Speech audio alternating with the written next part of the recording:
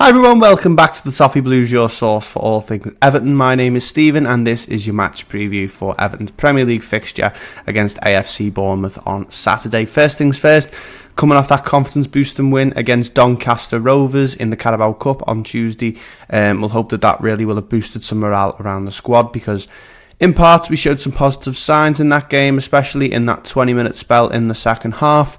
And I think it's really important to take the positives from that game and use them as ammunition to really try and hurt Bournemouth, as 3 points here would kick the season off in the right way. Thoughts on Bournemouth first? Well, of course, they made a better start to the league campaign than we did with that 1-1 draw against Newcastle United. But their last game was a 1-0 loss at the London Stadium to West Ham, so hopefully that will have knocked their confidence a little bit. Going into Saturday, of course, they did lose arguably their most important player this summer, Dominic Solanke, who completed that £65 million move to Tottenham. Scored in 21 goals in 42 appearances for the Cherries last campaign. They do have some options when going forward, though, for scoring goals, the likes of Evan Nielsen, Kluivert and Semenyo. I mentioned Evan Nielsen there, and I think he will start up front for Bournemouth on Saturday, with Kluivert, Semenyo and Tavernier just behind him.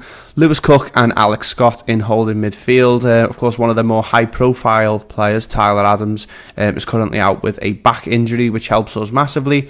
Kirkers, Senesi, Zabanyo and Araujo in defence, with Neto starting in goal. In terms of Everton, of course, today, Thursday, we've had some really good news when it comes to the fitness of some of our defenders. Seamus Coleman and James Tarkowski should be fit to play on Saturday. Personally, though, I would start Jake O'Brien. Michael Keane, his performance against Doncaster, I just really wasn't convinced with. I think he kept letting the ball go over his head, and he kept being caught out by the Doncaster attack. So I would start with O'Brien. And of course, Mikalenko at left back. Eric Boonham and Idrissa Gana Gueye, I think they're starting to build up a nice little partnership. Especially Eric Boonham, I know we're all so pleased with how he's doing.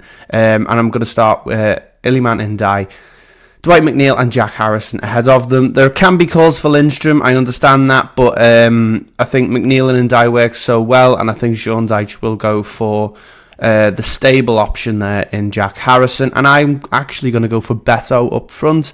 I think there's so much speculation surrounding Dominic Calvert-Lewin at the moment. I don't think he should be starting in this one, and I think give Beto the chance to start 90 minutes and show us what he's made of. For our key player for this one, I've gone for Iliman Ndiaye. I thought he was fantastic against Doncaster, and I'm sure everyone will agree with me. And we'll be open for more of the same against Bournemouth. We definitely need someone who's going to be able to unlock a defence and hopefully put the ball in the net. And he showed that against Doncaster. We're just going to be hoping that he can do the same in the Premier League this season. For Bournemouth, I think the key player will be Justin Kluivert. Of course, bringing Seamus Coleman back into the side. Sean Dyche said that he is fit, so I'm hoping that he'll be starting. It's really important that he's in there to try and neutralise the threat of him. For score predictions, I'm going to stay optimistic because the return of some of the strong players that we do have, and I'm going to go with a 2-0 win for Everton.